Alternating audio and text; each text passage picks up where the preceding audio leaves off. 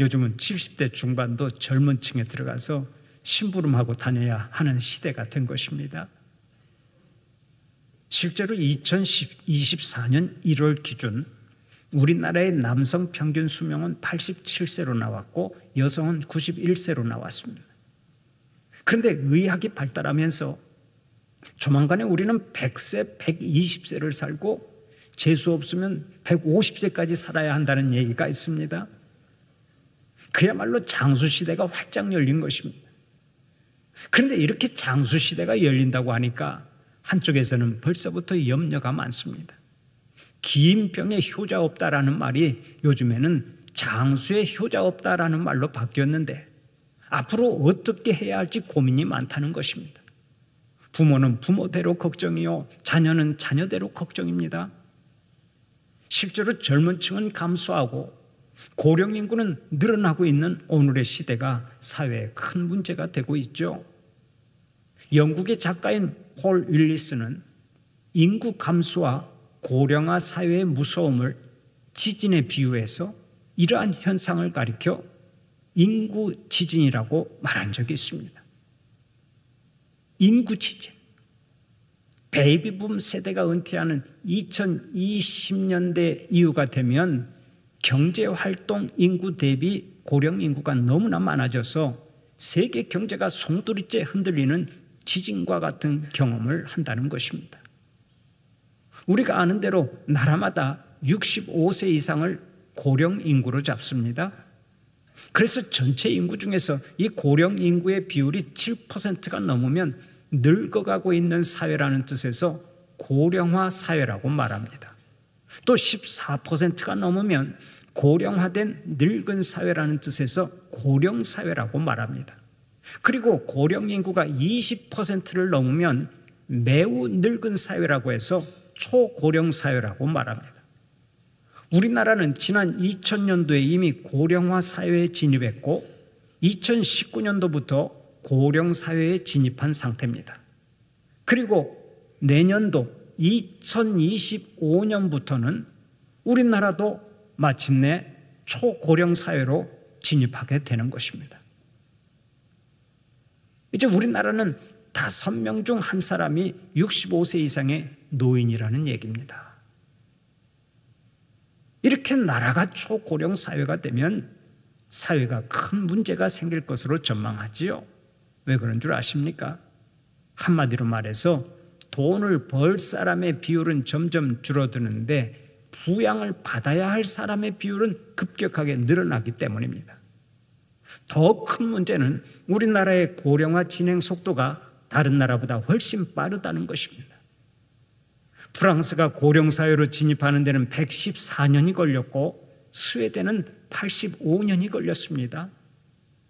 그리고 다른 나라보다 아주 빠르다고 했던 일본이 25년 걸렸습니다. 그런데 우리나라는 불과 19년 만에 고령사회로 들어서면서 세계 신기록을 갱신해 버렸습니다. 이렇게 우리나라는 너무 급격하게 변하기 때문에 제대로 준비할 수 있는 시간적인 여유가 없다는 데 문제의 심각성이 있습니다. 그런데 더 안타까운 것은 사회가 이런 인구 지진의 충격을 흡수하지 못할 뿐만 아니라 그 충격을 흡수해야 할 가정마저도 심하게 흔들리고 있다는 데 큰 문제가 있습니다. 요즘 우리의 가정을 보십시오. 가정이 온전하고 건강하고 행복하다고 할 수 있습니까? 부모를 공경하는 사회라고 할 수 있습니까?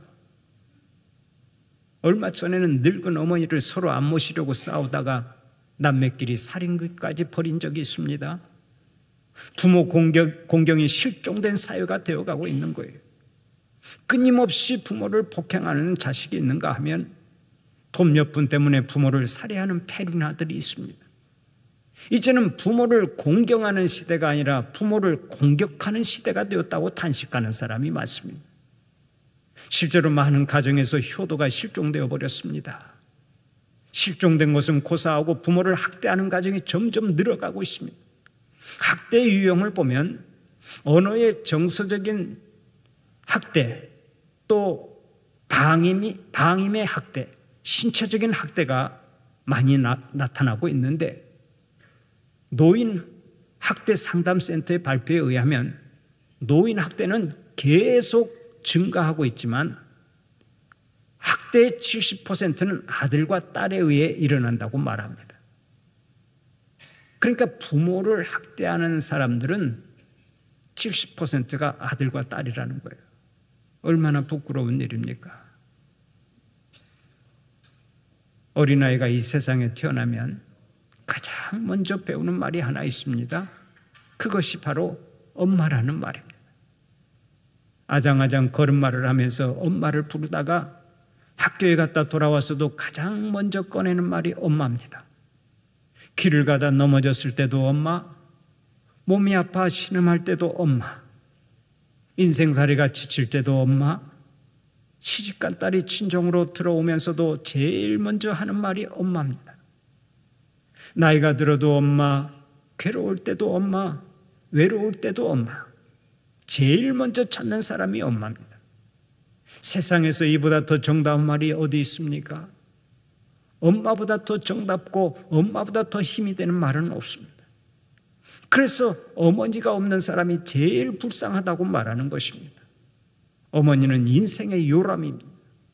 하나님께서 주신 최고의 복입니다. 여기에다가 어머니의 사랑보다 더 위대한 사랑이 없지요. 그러면 우리의 아버지는 어떻습니까? 난생 처음으로 내 얼굴에 뽀뽀를 해준 사람이 나의 아버지입니다. 난생 처음으로 나를 목에다 무등 태워준 사람이 나의 아버지입니다. 난생 처음으로 짜장면을 사준 사람이 나의 아버지요, 집에 들어올 때마다 사탕을 사들고 오던 사람이 나의 아버지입니다. 나에게 자전거 타는 법을 가르쳐준 사람, 몸이 아파도 아침 일찍 일어나는 사람, 가족들 걱정할까 봐 아파도 내색을 하지 않는 사람, 자식이 보낸 편지를 몇 번씩 읽어보는 사람, 말 한마디로 용기를 심어주는 사람, 언제나 뒤에서 응원을 해주는 사람, 이 지구상에 하나밖에 없는 사람, 그분이 바로 나의 아버지입니다. 이 세상에 아버지보다 위대한 사람이 없는 거예요. 그런데 이렇게 위대한 우리의 부모들을 학대하고 부모에게 불효할 수 있습니까? 오늘의 본문 1절을 보면 하나님께서 아주 분명하게 명령하십니다. 자녀들아, 주 안에서 너희 부모에게 순종하라, 이것이 옳으니라. 2절에서도 이렇게 말씀하십니다. 내 아버지와 어머니를 공경하라, 이것은 약속이 있는 첫 계명이니라. 부모에게 순종하는 것이 옳은 일이고 부모를 공경하는 것이 인간관계 속에서 가장 귀한 계명이라는 것입니다. 우리가 아는 대로 10계명을 보면 제1계명에서 4계명까지는 하나님 사랑에 대한 계명이고 제5계명에서 10계명까지는 인간 사랑에 대한 계명입니다. 그런데 인간 사랑에 대한 첫 번째 계명이 바로 내 부모를 공경하라 아닙니까? 그러므로 부모를 공경하지 않고는 이웃사랑의 실천이 완성될 수 없는 것입니다. 먼저 육신의 아버지와 어머니를 공경하는 여러분들이 되시기를 바랍니다. 그러면 우리가 왜 부모를 공경해야 합니까? 첫째로 옳은 일이기 때문에 공경해야 합니다. 오늘의 본문 1절을 보면 이렇게 말씀합니다. 자녀들아, 주 안에서 너희 부모에게 순종하라, 이것이 옳으니라. 하나님께서 보실 때 자식이 부모에게 효도하는 일은 지극히 옳은 일이라는 말씀입니다. 여기서 옳다라는 말은 원리에 맞다라는 뜻입니다. 하나님께서 자연계의 기본 원리를 세우신 것처럼 인간 세계에도 기본 원리를 세워놓으셨습니다.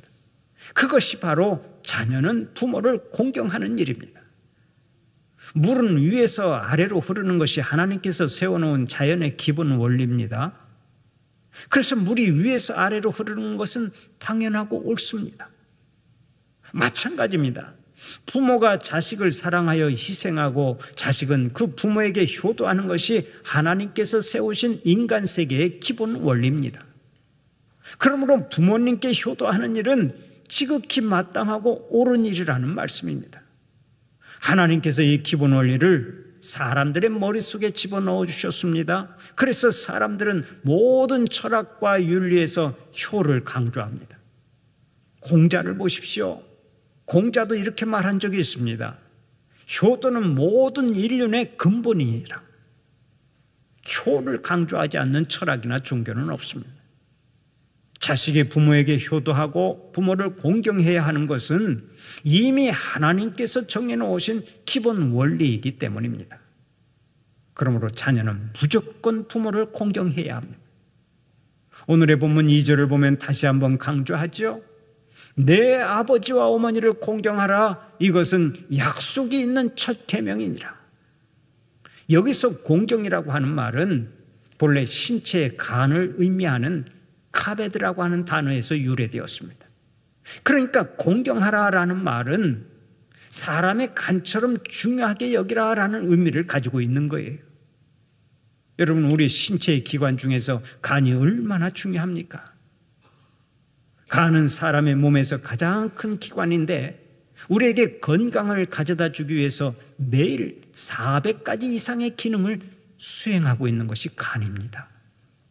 특히 소화액인 담즙을 분비하죠. 그뿐 아닙니다. 간은 혈액에 있는 노폐물과 독성 물질을 다 제거해 줍니다. 그리고 노쇠한 적혈구는 간이 파괴해 버립니다. 이렇게 귀한 역할을 하기 때문에 간 기능에 손상을 입으면 즉각 신체에 이상이 생깁니다. 피부가 노랗게 되는 황달이 나타나고 쉽게 피로해지고 더 심해지면 손을 쓸 수 없는 지경까지 이르게 됩니다. 이처럼 우리가 간을 중요하게 여기듯이 부모를 귀하게 여기고 공경해야 한다는 말씀입니다. 그런데 어떤 사람은 부모가 못 배웠다고 무시합니다.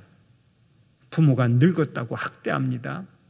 시대에 뒤떨어졌다고 깔봅니다. 병들었다고 귀찮아합니다. 그러나 이는 잘못입니다. 주님은 환경에 관계없이 부모를 공경하고 형편처지에 관계없이 부모를 공경하라고 말씀하십니다. 오로지 부모이기 때문에 공경하라는 것입니다. 일본의 유명한 시인 이시가와 씨는 어느 날 자기 어머니를 등에 업은 적이 있습니다. 그런데 생각밖에 너무 가벼우니까 통곡을 하면서 울었다고 합니다. 어머니가 나를 기르시느라고 얼마나 고생을 하셨으면 이렇게 가벼워지셨을까? 부모는 내게 살과 피를 물려주신 분들입니다. 모든 것을 희생하신 분들입니다. 그러므로 효도는 모든 인간에게 마땅한 일이고 옳은 일입니다. 사람들이 볼 때도 그렇고 근본적으로 하나님께서 보실 때도 그렇습니다.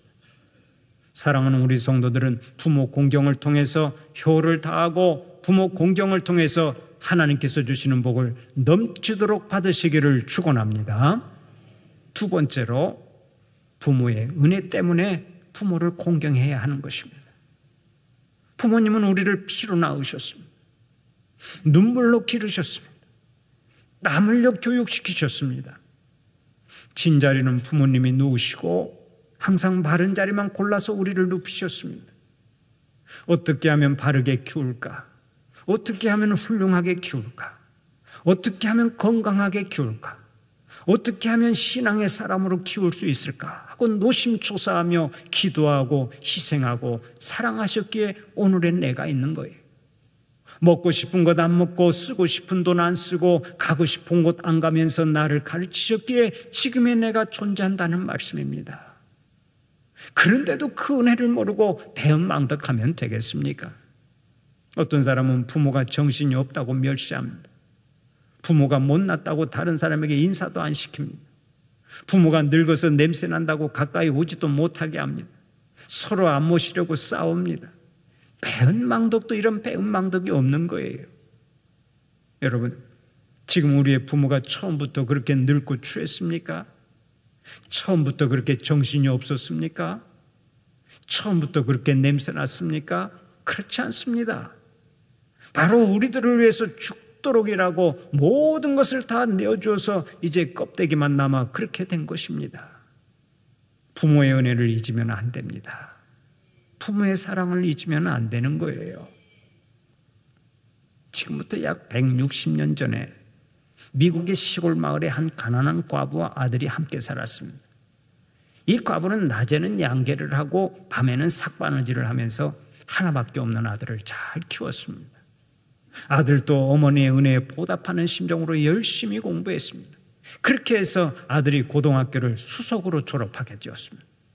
어머니는 아들의 졸업식을 앞두고 고민하기 시작했습니다. 졸업식에 입고 갈 만한 변변한 옷이 하나도 없었기 때문입니다.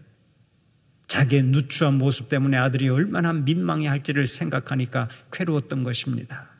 그래서 아들에게 이렇게 말했습니다. 아들아, 내가 너의 졸업식에 가야 하는데 갑자기 급한 일이 생겨서 갈 수가 없구나. 네가 이해 좀 해줄래? 그러자 아들이 울면서 어머니에게 매달렸습니다. 어머니 없는 졸업식이 제게 무슨 의미가 있겠습니까? 절대로 안 됩니다. 만사를 다 제쳐놓고서라도 어머니는 꼭 졸업식에 참석하셔야 합니다. 울면서 매달리는 아들을 뿌리칠 수가 없어 어머니는 가겠다고 약속을 했습니다. 드디어 졸업식이 되었습니다. 아들은 전 학생들을 대표해서 멋있는 연설을 했습니다. 그리고 대통령의 이름이 새겨진 금메달을 목에 걸게 되었습니다. 금메달을 목에 건 아들은 즉각 한쪽 구석에 앉아있는 어머니 곁으로 다가가 말했습니다. 어머니, 이 금메달은 어머니의 것입니다. 어머니가 받으셔야 합니다. 어머니가 아니었다면 어찌 오늘의 영광이 있을 수 있겠습니까? 아들이 어머니의 목에다가 번쩍번쩍 빛나는 금메달을 걸어드렸습니다. 어머니는 그저 감격하여 눈물만 흘릴 뿐이었습니다. 아들의 눈에서도 환희의 눈물이 흘러내렸습니다. 그들을 지켜보던 수많은 사람들도 모두 눈시울을 적시며 그 어머니와 아들을 부러워했습니다. 여러분, 이 착한 아들이 누군지 아십니까? 바로 그가 훗날 미국을 다스린 윌슨 대통령입니다. 윌슨은 대통령이 된 후에 5월 둘째 주일을 어머니 날로 제정했습니다. 전 국가적으로 어머니를 기리도록 했던 것입니다. 그것이 계기가 되어서 지금은 전 세계의 교회가 5월 둘째 주일을 어머니 주일로 혹은 어버이 주일로 지키고 있습니다. 훌륭한 사람들은 모두가 다 부모를 공경했다는 공통점을 가지고 있습니다. 사랑하는 우리 성도들은 부모의 얼굴에 깊게 패인 주름을 보면서 은혜를 생각하고 꾸부정해진 어깨를 보고 부모의 은혜를 생각하시기 바랍니다. 얼마 남지 않은 흰 머리카락을 보면서 부모의 은혜를 생각하고 부모를 잘 공경하는 자들이 되시기를 바랍니다. 마지막으로 중요한 약속이 있기 때문에 부모를 공경해야 합니다. 오늘의 본문 3절을 보면 이렇게 말씀하죠. 이로써 내가 잘되고 땅에서 장수하리라. 부모 공경에 대한 하나님의 약속이 무엇입니까? 먼저 잘된다 하고 약속하셨습니다. 잘된다. 여기서 잘된다라는 말은 생명이 다하는 그날까지 하나님께서 그 삶을 책임져 주신다라는 뜻입니다. 얼마나 귀한 복입니까? 그 다음에 장수하리라라고 했습니다. 이 말은 하나님께서 주신 복을 오래 누린다라는 뜻입니다. 이 땅에서 아무리 오래 살아도 행복하지 못한 인생이 있습니다. 그러나 부모를 공경하면 이 땅에서 장수할 뿐만 아니라 하나님께서 주신 복을 오래오래 누리는 복을 받습니다. 참으로 귀한 복이죠. 하나님께서는 우리에게 여러 가지의 계명을 주셨습니다. 이 계명들은 전부 다 마땅히 지켜야 할 것들입니다. 그런데 유독 부모를 공경하라라는 계명 뒤에만 뒤에 보너스가 붙어 있습니다. 부모를 공경하면 네가 잘되고 땅에서 장수하리라. 이 말씀을 극단적으로 해석하면 이렇습니다. 너희가 이 세상에서 잘 살기를 원하고 장수하기를 원한다면 부모에게 효도만 잘해도 되느니라. 특별히 복을 받기 위해 노력하지 않아도 부모를 공경하면 복을 받는다는 얘기입니다. 이것을 가리켜 소위 효도보험이라고 말합니다. 여러분, 효도보험이라는 말씀 들어보셨습니까? 이 말씀을 마음에 잘 새겨 놓으세요. 그리고 효도보험을 들어 놓으시기를 바랍니다. 사랑하는 우리 성도들은 이 효도보험을 잘 들어 놓으시고 우리 하나님 예비하신 복을 충만히 누리시기를 축원합니다. 그러면 구체적으로 어떻게 효도해야 합니까? 먼저 부모의 마음을 편하게 해드려야 합니다. 부모의 마음을 편안하게 해드리는 것이 바로 효도입니다. 자녀인 우리가 서로 화목하게 살아갈 때 부모는 가장 기뻐하시죠. 돈을 아무리 많이 갖다 주고 아무리 높은 권좌에 올라가도 서로 불화하면 부모는 슬픔에 빠지는 것입니다. 그러므로 먼저 형제 자매 간에 항상 화목을 도모하고 서로 사랑해야 합니다. 그리고 물질적으로 궁핍하지 않도록 돌봐주어야 합니다. 다시 말해서 물질적으로도 효도해야 한다는 얘기입니다. 어렸을 때는 부모가 우리를 먹여 살렸으니까 이제는 우리가 부모를 잘 봉양해야 하지 않겠습니까? 효도가 정신적인 효도로만 끝나서는 안 됩니다. 부모에게는 물질적인 효도도 해야 하는 것입니다. 늙어서 무슨 돈이 필요하겠나 하지만 그것은 뭘 모르는 사람입니다. 한 기관에서 조사한 바에 의하면 50세 이상의 우리나라 부모가 어버이날에 가장 받고 싶은 선물은 현금인 것으로 나타났습니다. 돈이란 말이에요, 돈.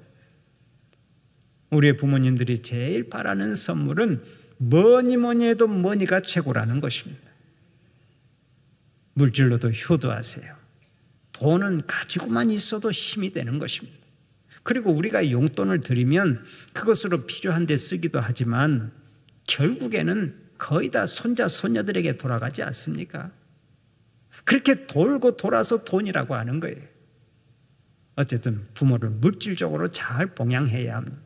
또 부모는 외롭지 않게 해야 합니다. 자주 찾아뵙거나 전화라도 해서 부모를 기쁘게 해드리는 것이 효도입니다. 한자의 어버이 친자는 설립자와 나무 목자와 볼견자가 합쳐져서 생긴 말입니다. 무슨 뜻입니까? 부모는 나무 위에 올라가서 항상 자식 오기를 기다리며 자식 바라보고 사는 존재라는 얘기입니다. 그렇습니다. 부모는 오직 자식 바라보고 자식 잘 되기를 바라며 살아갑니다. 이런 부모를 외롭지 않게 해드리는 것이 자식의 도리 아니겠습니까? 마지막으로 부모가 예수 잘 믿고 살도록 전도를 해야 돼. 부모를 진정으로 사랑한다면 이 땅에서도 함께 살고 천국에서도 영원히 함께 살아야 하지 않겠습니까? 부모를 전도해서 함께 천국에 가는 것이 최고의 효도요, 최고의 부모 공경인 것입니다. 다음 주일은 우리 교회 전반기 총동원 전도주일입니다. 총동원 전도주일을 맞이해서 여러분의 부모와 자녀와 친척, 친구, 이웃들을 다 전도해서 하나님께 영광 돌리고 하나님 예비하신 복을 충만히 누리시기를 축원합니다. 부모는 단지 부모이기 때문에 공경해야 합니다. 부모의 사랑은 한이 없기 때문에 부모를 공경해야 합니다. 그런데 한 가지 기억해야 할 것이 있습니다. 나의 부모가 항상 내 곁에 있지 않는다는 사실이 그것입니다. 누구나 그러하듯이 나의 부모도 잠깐 있다가 떠납니다. 부모가 이 세상을 떠나면 그때는 효도할 길이 없습니다. 떠나고 나면 아무것도 해드릴 수가 없습니다. 그렇기 때문에 있을 때 효도하고 있을 때 공경하고 있을 때 잘해야 하는 거예요. 저는 장례식을 치를 때마다 종종 눈시울을 적시는데 부모를 떠나보내면서 엄마 미안해요. 아빠 미안해요. 엄마 잘못했어요. 아빠 잘못했어요. 그렇게 말하면서 통곡하는 그런 자녀들을 보면 저도 모르게 눈시울이 뜨거워지더라고요. 떠나면 못하는 거예요. 효를 아무리 잘하고 싶어도 떠나면 못해요. 그래서 있을 때 잘하라고 늘 말씀드리는 것입니다. 한번 따라서 해봅시다. 있을 때 잘합시다. 있을 때 잘합시다.